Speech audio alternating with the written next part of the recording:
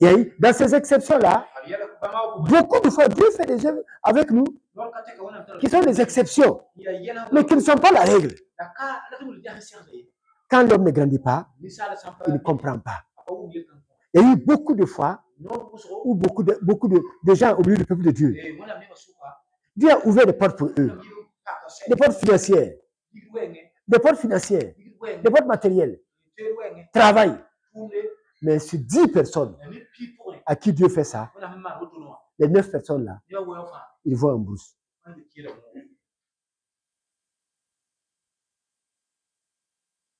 Est-ce que quelqu'un m'a entendu? Sur 10 personnes que Dieu fait ça, les 9 personnes là, ils vont en brousse. Vous le voyez, ils ne viennent plus à l'église. Ils ne viennent plus à la prière. Et après, même à la maison, ils ne prient plus. Parce que maintenant, il y a quelque chose qui répond à tous ces besoins. Regardez, l'argent est comme un ressort. Hein.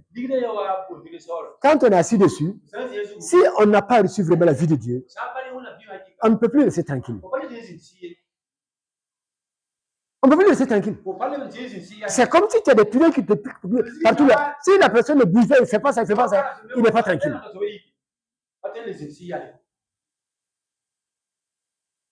Et on ne peut pas s'attacher au Seigneur. Je prie que le Seigneur nous aide à comprendre que tout ce que Dieu fait est parfait. On ne peut ne pas comprendre, mais tout ce que lui fait est parfait. Alléluia. Il dit, il nous a régénérés pour une espérance vivante. Une espérance vivante parce que ce que Dieu nous promet là, le salut, les bénédictions, c'est des choses, il dit une espérance vivante, c'est des choses qui sont garanties. Quand on dit espérance vivante, c'est quelque chose que j'attends, que j'espère, qui ne peut pas changer demain. Est-ce que quelqu'un m'a compris? C'est quelque chose que j'attends aujourd'hui, qui ne peut pas changer demain. Dans le monde, tu peux espérer quelque chose aujourd'hui, et demain, la situation peut changer ça. Et tu ne peux plus les avoir. Mais Dieu nous dit, ce qu'il nous dit, ces promesses, elles sont vivantes. C'est-à-dire qu'on ne peut pas les corrompre. Ce qu'il a dit, tant que je reste dans ce qu'il a dit là, il n'y a rien qui peut empêcher que cela s'accomplisse. Il n'y a rien. Ni personne. Alléluia. Il dit, nous avons pour une espérance vivante par la résurrection de Jésus-Christ d'entre les morts. Donc, Jésus est ressuscité des morts pour que nous soyons aussi ressuscités, que nous soyons vivants. Pour toujours. Or, les bénédictions sont pour les vivants. Pas pour les morts. Alléluia. Lisons la suite. Ni corrompre, ni suer, Ni se corrompre, ni se corrompre, ni suer, ni se suer, ni se suer, ni se flétrir, lequel vous est réservé dans les cieux. Lequel vous est? Vous est réservé dans les cieux. Lequel vous est? Réservé. Réservé. Un héritage. Qu'est-ce que c'est qu'un héritage? Qu'est-ce qu'un héritage? Hein? Qu'est-ce qu'un héritage?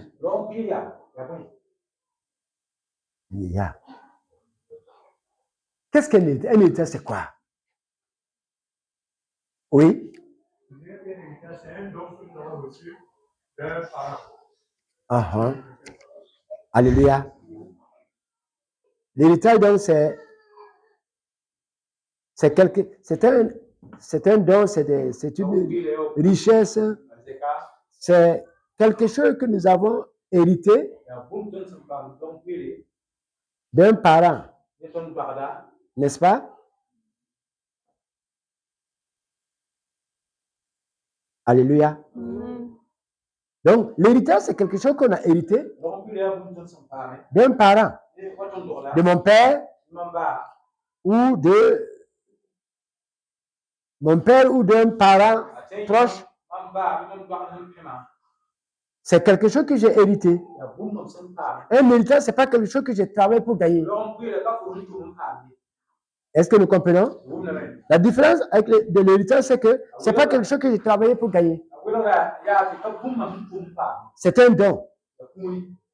Un don que je reçois de quelqu'un parce que la personne me considère comme son enfant, parce que je suis enfant de la personne, parce que j'ai un lien naturel, biologique avec la personne. Alléluia. Est-ce que nous comprenons? L'héritage est destiné à ces personnes-là qui ont un lien biologique avec moi.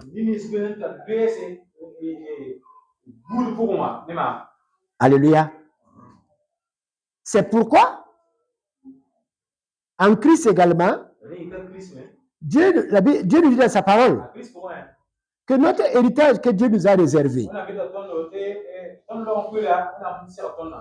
Donc, cet héritage est réservé. N'est-ce pas? Il est réservé. Donc, cet héritage est réservé. Il est réservé. Ça veut dire que cet héritage est posé. Il est garanti. Il est posé. Il attend. Il attend quoi? Hein? Il est posé, il attend. Donc, on ne peut pas posséder l'héritage avant le temps marqué. Il attend. Il attend quoi? Hein? L'héritage attend quoi? Hein? Alléluia. Amen. Oui. Et à Sama. Vous n'avez pas binta. Ntaye. Hein?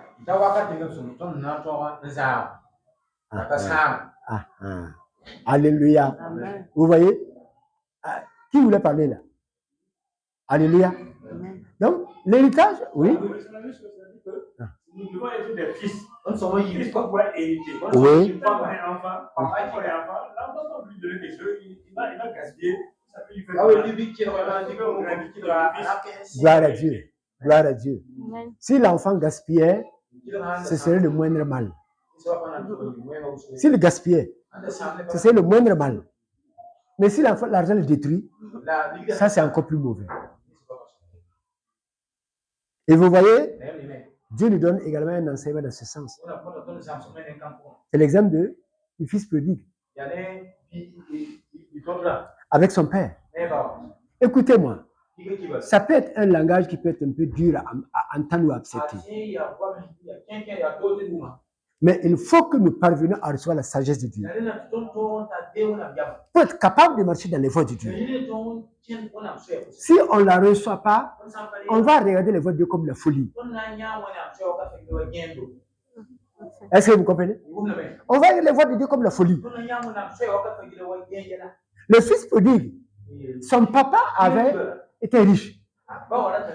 Et la Bible dit que ce fils-là, à un moment donné, comme beaucoup d'entre nous, pense à l'égard de Dieu. Le fils prodigue dit, il a dit à son père que moi, je souhaite que tu me donnes ma part d'héritage. Donne-moi mon héritage. Moi, je vais aller de l'autre côté là. Je vais aller gérer ça. Comme il se doit pour prospérer. L'enfant croyait que son père ne sait pas gérer l'argent.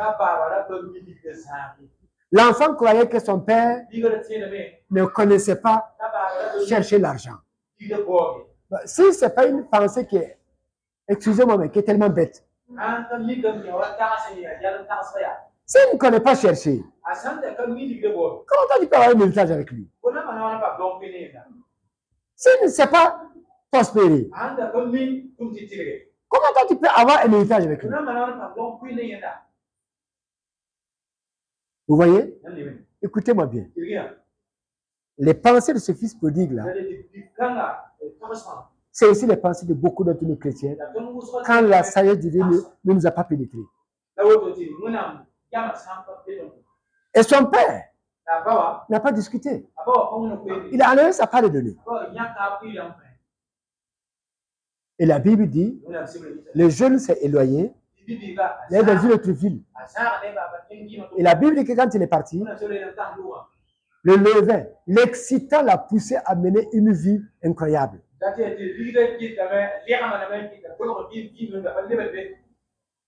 Il avait les copines à gauche à droite, avec les amis, ça buvait, ça faisait comme il voulait.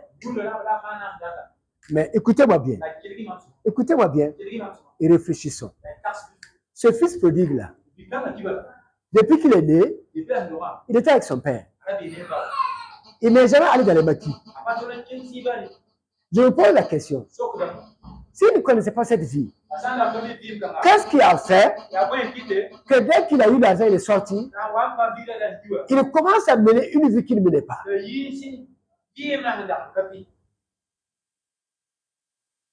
Qu'est-ce qui a fait ça? À votre avis? Il ne vivait pas cette vie avant. Il ne connaissait pas cette vie-là avant.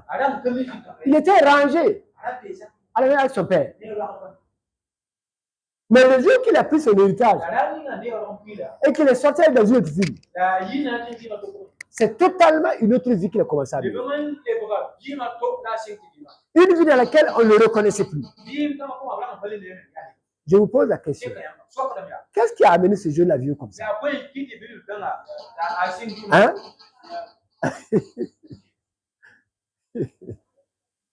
Qu'est-ce qui a amené ce jeune à vivre comme ça? Oui.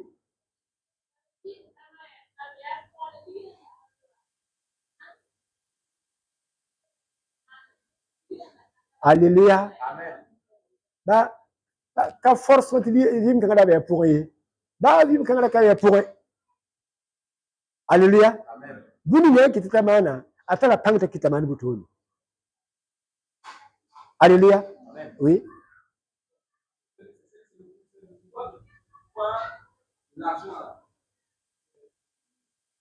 En réalité, c'est le pouvoir de l'argent. C'est-à-dire que l'argent a un pouvoir. Mais si nous-mêmes, on n'est pas élevé au-dessus du pouvoir de l'argent, c'est l'argent qui te fait faire ce qu'il veut. On voit souvent quelqu'un qui veut la brousse. Quelqu'un qui veut du village.